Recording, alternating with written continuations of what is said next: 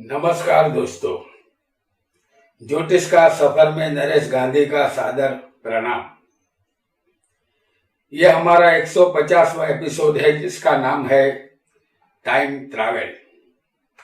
जी हाँ दोस्तों, आज हम टाइम ट्रैवल करके समय में यात्रा करेंगे। समय में यात्रा करना फिलहाल तो मुमकिन नहीं है। दुनिया का कोई भी वैज्ञानिक अभी तक ऐसी टाइम मशीन नहीं बना पाया जो हमें हमारे भूतकाल में या भविष्य काल में ले जा सके और टाइम ट्रैवल करवा सके। हमें वर्तमान काल में ही जी सकते हैं। हमारे साथ होता क्या है, दिन और रात मिलाकर 24 घंटे हमें मिलते हैं। यह हमारा वर्तमान काल होता है। जब भविष्य से निकलकर एक और दिन हमें मिलता है, वो हमारा वर्तमान बन जाता है। और पीछे हमने जो दिन गुजारा था वो भूतकाल में चला जाता है, कभी ना आने के लिए। सिर्फ भूतकाल की यादें हमारे पास रह जाती है। इंसान भूतकाल या भविष्य में नहीं जा सकता, केवल वर्तमान में जी सकता है। दोस्तों, कुंडली में 12 स्थान होते हैं और ये सभी 12 स्थान अपने आप में रहस्य को समेटे हुए हैं। सिर्फ ज्योतिष ही इन 12 दरवाजे को खोल सकता है। इनमें से 5वां दरवाजा जो संतान, प्रेम संबंध, विद्या, शेयर बाजार, जुआ, सत्ता और जातक का पिछला जन्म दर्शाता है। ये सब 5वें स्थान से देखा जाता है।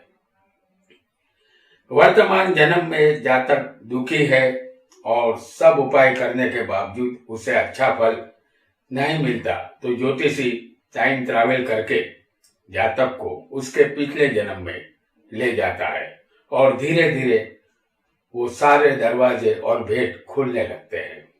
सारे पिछले जन्म के राज आज हम जानेंगे।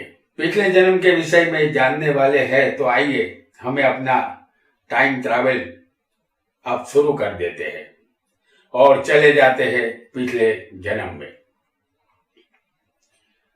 हमने आपके सामने कर्क लग्न की कुंडली बनाई है। ये एक संदीप नाम के नौजवान की कुंडली है।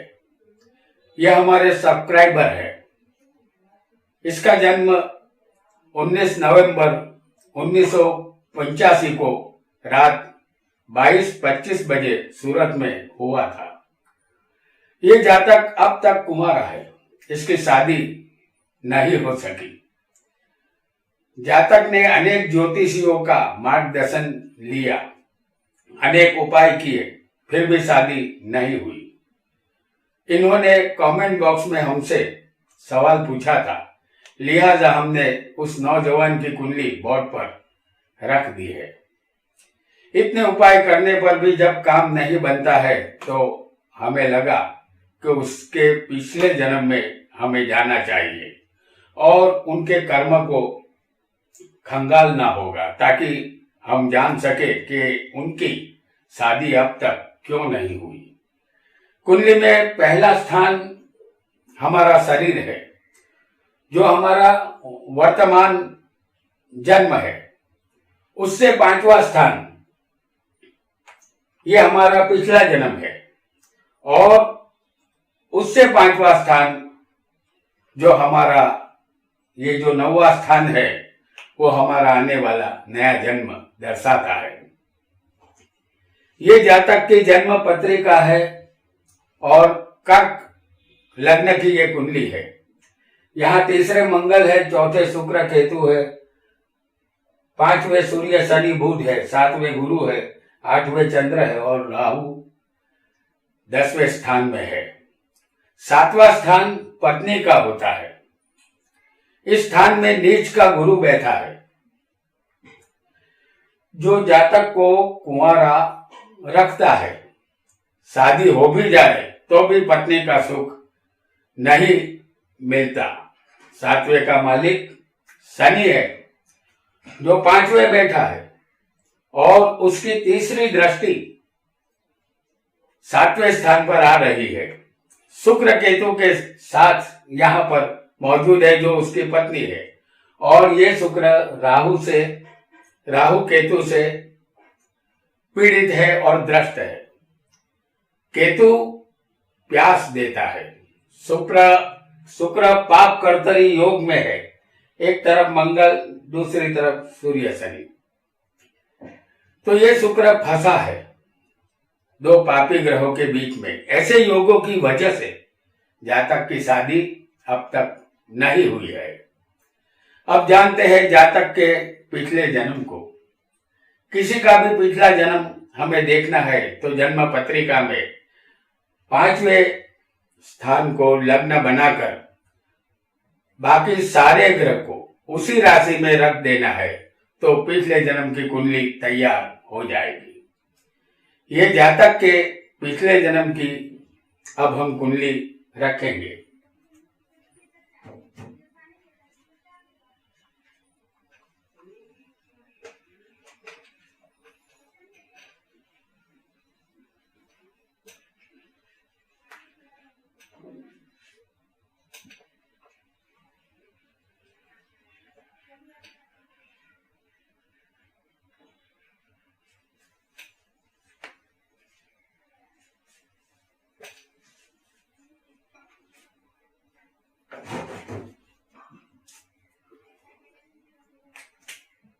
पांचवें स्थान का लग्न था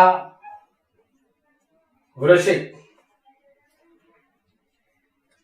और लग्न में यहां आएंगे शनि, सूर्य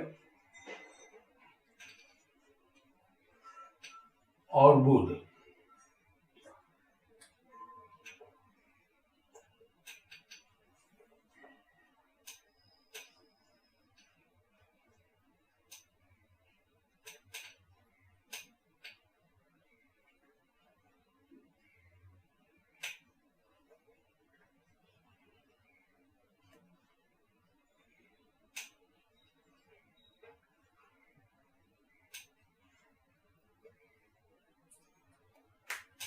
नीच का गुरु जो अब तीसरे आएगा।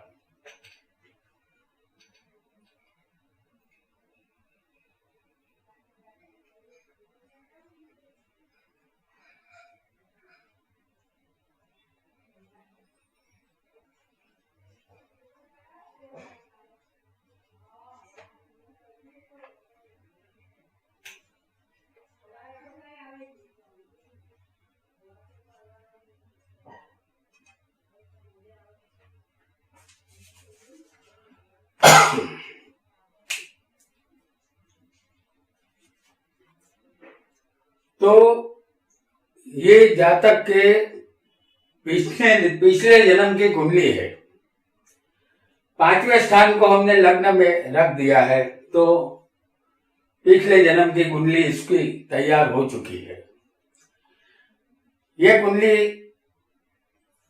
वृश्चिक लग्न की है और हमने बनाई है। अब जानते हैं जातक के पिछले जन्म का राज। इस कुंडली में लग्नेश मंगल है, जो 11वें लाभ स्थान में बैठा है। तो शरीर का स्वास्थ्य का लाभ इस जातक को अच्छा मिला होगा। सूर्य शनि लग्न में है, एक साथ होने की वजह से जातक की अपने पिता से अनबन पूर्व जन्म में रही होगी। चंद्र यहाँ भाग्येश बना है, और ये चंद्र माता भी है, मन भी है। चंद्र चौथे केंद्र में बैठा है, और माता का सुख इस जातक को जरूर मिला होगा। जातक का कर्मेश यानी कि सूर्य, पूर्व जन्म का कर्मेश था सूर्य, जो लग्न में मंगल की राशि में है। सूर्य उनके पिता भी होते हैं, और पिता के कर्म से जुड़ा होगा ये जातक, क्योंकि सूर्य मंगल की राशि में है और मंगल जमीन का कारक है। जातक का मंगल लाभ में है। जातक खेती बाड़ी संबंधित कार्य करता होगा, ऐसा हमारा मानना है। 7वां स्थान यहाँ जातक की पत्नी का है। वहां वृषभ राशि है, उसका मालिक शुक्र है जो 12वें केतु के साथ बैठा है और केतु से पीड़ित है। शुक्र को 12वें स्थान में अच्छा माना गया है। ये शुक्र स्वग्रही है और 12वां स्थान जातक का बेडरूम है। लेकिन यह स्थान 2 पाप ग्रहों के बीच में आ जाता है। एक तरफ शनि सूर्य, दूसरी तरफ मंगल। इसे पाप कर्तरी योग कहते हैं। और शुक्र पाप कर्तरी योग में फंसे है। शनि सूर्य और बुध की दृष्टि 7वें पत्नी के स्थान पर भी आ रही है, जो अच्छी नहीं मानी जाएगी। चौथे का मालिक यहां बनता है शनि, जो लग्न में है और अपने कट्टर शत्रु सूर्य के साथ और अपने शत्रु मंगल के स्थान में है। शनि अंधकार के मालिक है। चौथा स्थान जमीन का है और तीसरा स्थान पराक्रम का है। इन दोनों स्थान के मालिक शनि है। तो जातक रात भर अपनी खेती बाड़ी की रक्षा के लिए खेत में रुक जाते थे और चौथे बैठा चंद्र भी रात में ही निकलता है और चंद्र की चांदनी जातक को किसी काम नहीं आती, क्योंकि चंद्र शत्रु के स्थान में मौजूद है। इस तरफ बेडरूम में पत्नी अपनी प्रियतम के इंतजार में रात गुजार देती थी और बेडरूम में शुक्र के साथ केतु है, जो तड़प देता है और तड़पाता है।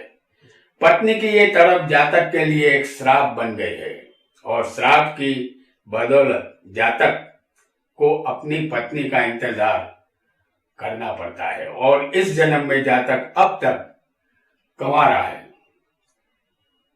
तो पिछले जन्म में जाकर हम इतना जान सके कि जातक खेती बाड़ी का कामकाज करता था, उसे अपने माता पिता का सुख मिला था और जातक रात भर खेत की रक्षा करने के लिए वही खेत में रुक जाता था।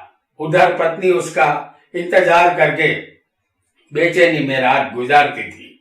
इसी वजह से जातक को पत्नी का श्राप लग चुका था। तो इनमें और भी बहुत कुछ जाना जा सकता है दोस्तों, क्योंकि ये पूर्व जन्म की कुंडली है, लेकिन हमारा सवाल सिर्फ पत्नी संबंधित था, इसलिए आज हमने पत्नी के विषय में ही सिर्फ जाना है। तो दोस्तों, आज हमने टाइम ट्रेवल करके जातक के पिछले जन्म का राज आज के एपिसोड में आपको बताया। ये एपिसोड आपको जरूर पसंद आया होगा। आज इतना ही। आपका बहुत बहुत धन्यवाद।